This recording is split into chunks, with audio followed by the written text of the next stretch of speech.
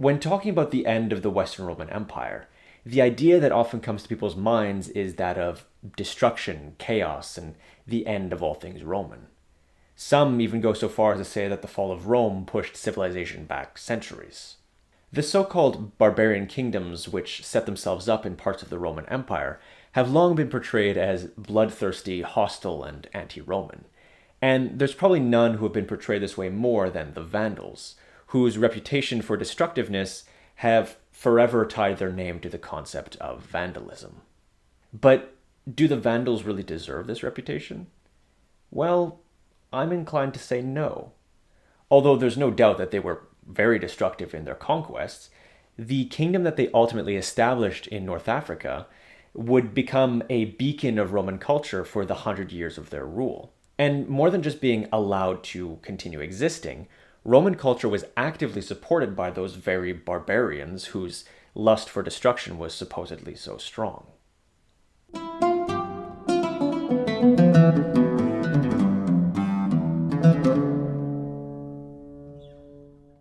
In the Roman context, the word Africa was, for the most part, used in reference to the land north of the Sahara, from modern Libya east of Cyrenaica to modern Morocco.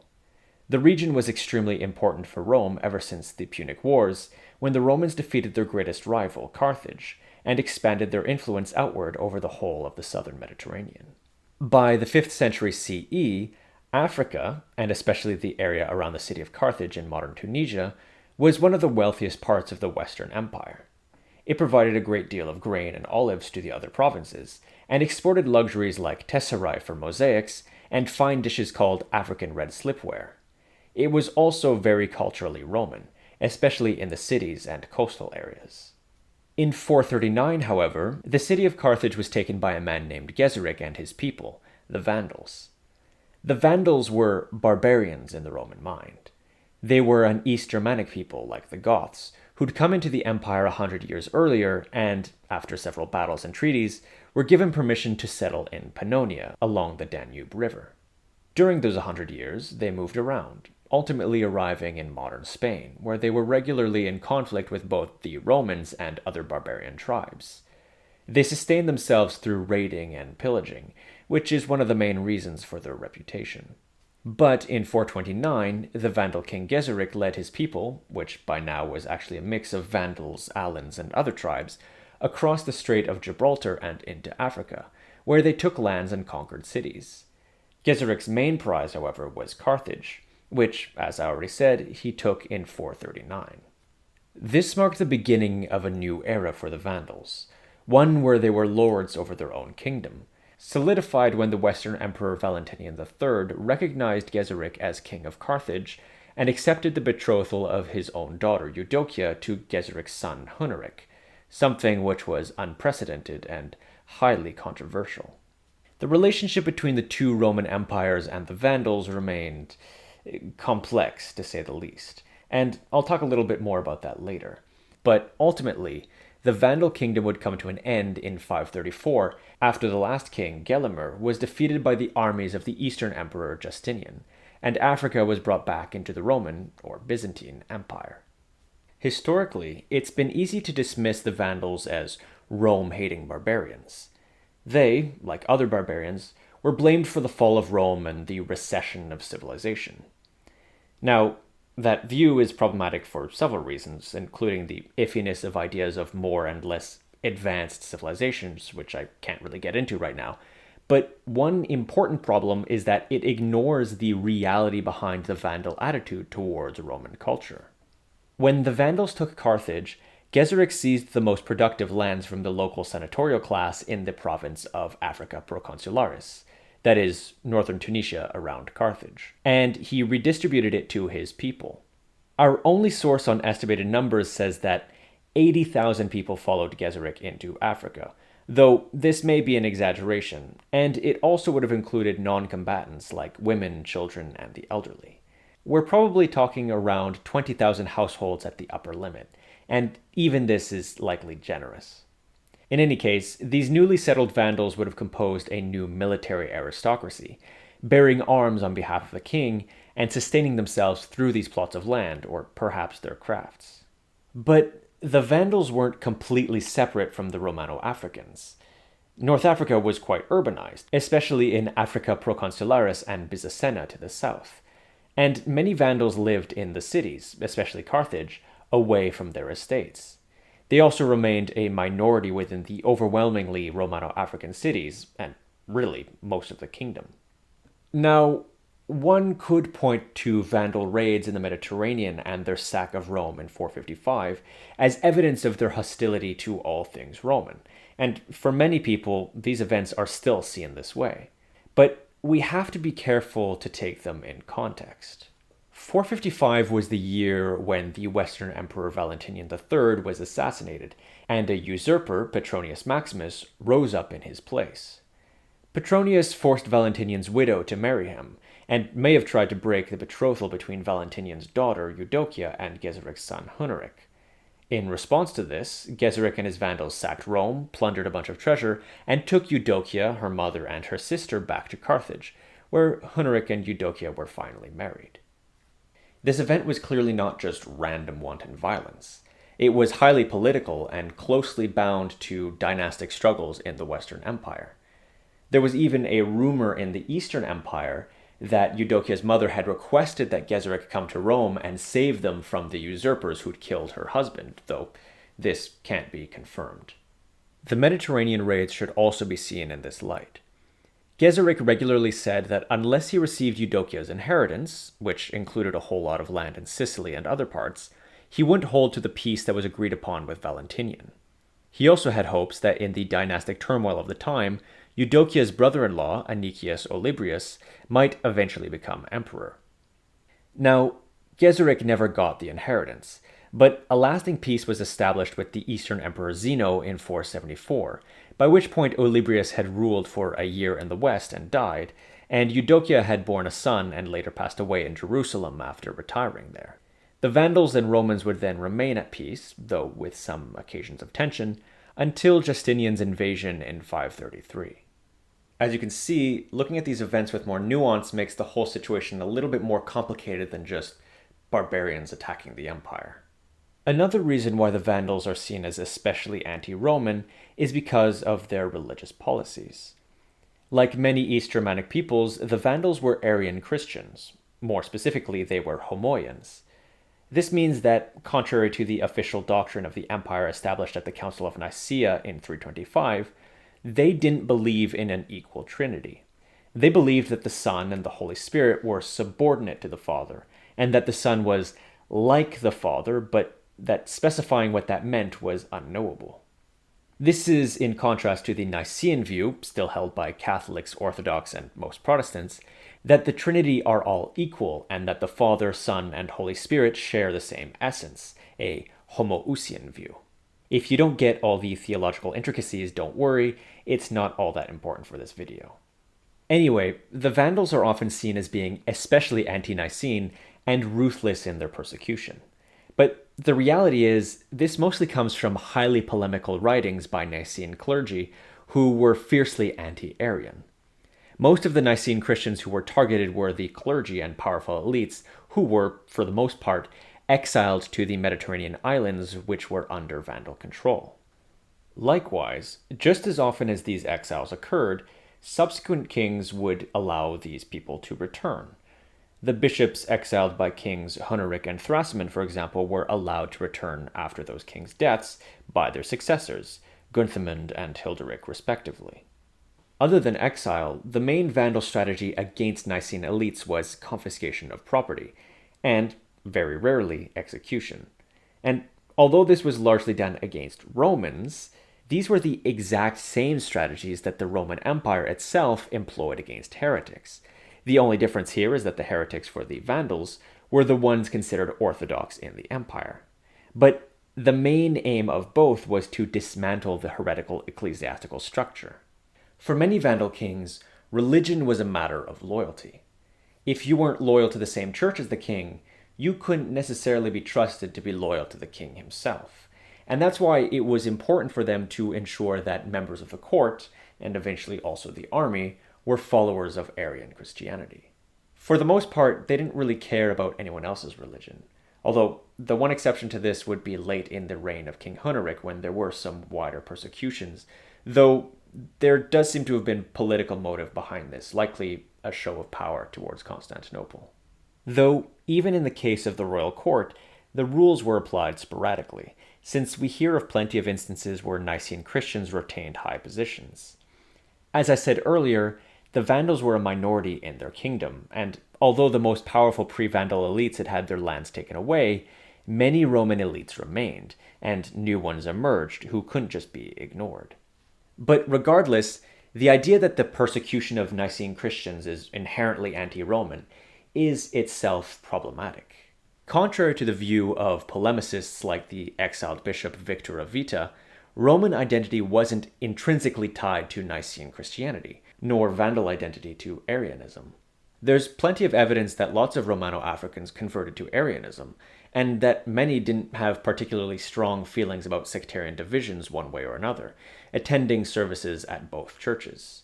The Arian church wasn't exclusively the Vandal church, and there also seem to have been Vandals who converted to Nicene Christianity. What was very Roman, however, was the connection of religious affiliation to loyalty. There's plenty of examples of that throughout Roman history. That, of course, isn't exclusive to the Romans, but there are plenty of examples of ways in which the Vandals did clearly participate in Roman culture. The Vandals were all quite familiar with Roman culture. Pretty much every one of them had lived their whole lives within the empire by this point, after all. And both in archaeology and literature, it very quickly becomes extremely difficult to distinguish between Romans and Vandals. On the part of the king, there was a lot of effort placed into comparing him to a Roman emperor. Since Huneric's reign, the kings often included Dominus in their title, something highly evocative of the Roman emperors, and they seem to have started wearing imperial purple and sitting on a throne. They ruled from the proconsular palace, which was eventually adorned with treasures that they took from Rome in 455, including the menorah from the Jerusalem temple, and they held traditional Roman-style triumph parades through Carthage to commemorate victories. It's likely that at least part of the importance which Geseric placed on the marriage between his son and Valentinian's daughter was to strengthen his dynasty's imperial connections. And, indeed, his grandson by Eudokia, Hilderic, grew up in the imperial court in Constantinople and became close with the soon-to-be Emperor Justinian. In fact, it was Hilderic's deposition by his cousin Gelimer that prompted Justinian to invade in 533, who originally wanted to restore his friend to the throne before Gelimer had him executed. But when I say Roman culture, you probably think about things like arenas, horse races, and baths. Well, the Vandals were into all of that too. It's tempting to imagine that the end of imperial rule over an area would change it completely, but literary and some archaeological evidence make reference to all these things continuing to exist. Some baths and amphitheaters had fallen into disuse at this time and were adapted for other purposes, but this was a trend that predated the Vandals. At the same time, however, other facilities were being maintained, and there were even new ones being built. We hear, for example, from the poet Felix of a bathhouse built in Alieni under the orders of King Thrasimund, and the scholar Edward Courtney has suggested that Felix's several short poems praising it were intended to be inscribed onto its walls, a common practice in late antiquity. The poet Luxurius wrote several poems which give us a similar glimpse at life in late Vandal Africa. He writes about beautifully crafted fountains and baths, about chariot racers, both those who are loved and those who are hated. In a couple of epigrams, he writes about a particular arena fighter from Egypt named Olympias, who was beloved in Carthage. In one of them he writes, "Animal fighter, who brought us great joy and often delighted us with your skill against wild beasts. Quick, pleasant, most brave, daring, who, as a boy that had yet reached the age of young men, used to perform all feats with mature effort, who gave the others the privilege of winning with you, although you could give great pleasure to the spectators and win acclaim by yourself. So great were the rewards of your remarkable physique that after your death your companions are still awed by you and praise you. Alas, now this tomb contains you, carried off so unexpectedly by envious death, you whom the walls and towers of Carthage could not bear when you triumphed in the arena. But you lose nothing amongst the shades because of this bitter death.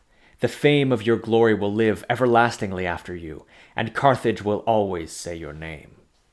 Of course, poetic traditions are often full of long-standing thematic tropes, so if we were to take some of these poems on their own, we'd have to be careful. But there's enough external evidence to suggest that Luxurius and others weren't just being old-fashioned in their writings. The Byzantine, or Eastern Roman, historian Procopius wrote about the Vandals in his book on wars, after the Byzantine reconquest of Africa, and in it he notes that the Vandals had specific tastes. Indeed, from the time when they captured Africa, all of them made use of the baths every day, and they enjoyed a table abounding in all things, the sweetest and the best that the earth and sea yield up. And they wore gold as much as possible, and, wrapped in Persian clothes, which they now called serike, they spent their time in theaters and in hippodromes, and in the enjoyment of other good things, and most of all in hunting. And they had dancers and actors and many things to hear and watch which happened to be musical and especially worth seeing amongst people. And most of them lived in gardens which abounded in water and trees, and they held as many drinking parties as possible, and all kinds of sexual activities were widely practiced by them. Procopius here is clearly playing into some tropes himself. His mention of their sexual habits and specifying Persian clothes plays onto tropes of Eastern barbarians like the Persians themselves, aspects of what we would today call Orientalism. But it's interesting to compare the language he uses here to that which he does for other Germanic barbarians like the Franks, who he describes as being ultra-violent and who kill at random. The Vandals were clearly too tied to urban civilized culture to be seen in the same light. And in light of this outsider perspective, as well as archaeological evidence, it's clear that poetic references to things like theaters and hippodromes aren't just complete fabrications. This quote from Procopius also makes something else clear. This wasn't just a continuation of Roman culture by Romano-Africans. The Vandals were quick to engage in it as well. Although in the 60s, Morris Rosenblum, who translated Luxurius's poems, claimed that Roman poets were clinging to a dying tradition and went unappreciated by those outside their little circle of cultured artists, least of all by the illiterate barbarians who ruled the kingdom, more recent scholarship has been highly critical of this idea. Besides baths and theater, Vandal elites also adopted Roman elite clothing and lifestyles. Many spent much time in country villas, where they spent a lot of time hunting, as noted by Procopius, but also the Romano-African poets and even mosaics preserved from the Vandal period. Of course, hunting wasn't exclusively Roman, but it was part of the elite culture that the Vandals adopted. In fact, much of the Roman culture taken on by the Vandals was taken on for the very fact that it was the culture of the Mediterranean elite. They didn't forsake a Vandal identity for a Roman one. They remained Vandals, and that ethnic identity continued to exist until the end of Vandal rule. But Vandal elite identity became very similar to Roman elite identity. And so, in addition to hunting in the countryside, they also maintained elaborate villa gardens and pools, as was popular amongst the Romans. Luxurius even writes about the garden of a Vandal aristocrat named Oegus, which contained every medicinal herb one could ever need. A garden like that means Oegus, or at least someone in his household, was likely familiar with the works of Dioscorides or perhaps Pliny the Elder, which would be unlikely if the Vandals were really as illiterate as scholars of old have claimed. The truth is, however, that many, maybe most of them, especially those higher up in society, learned Latin fairly early on.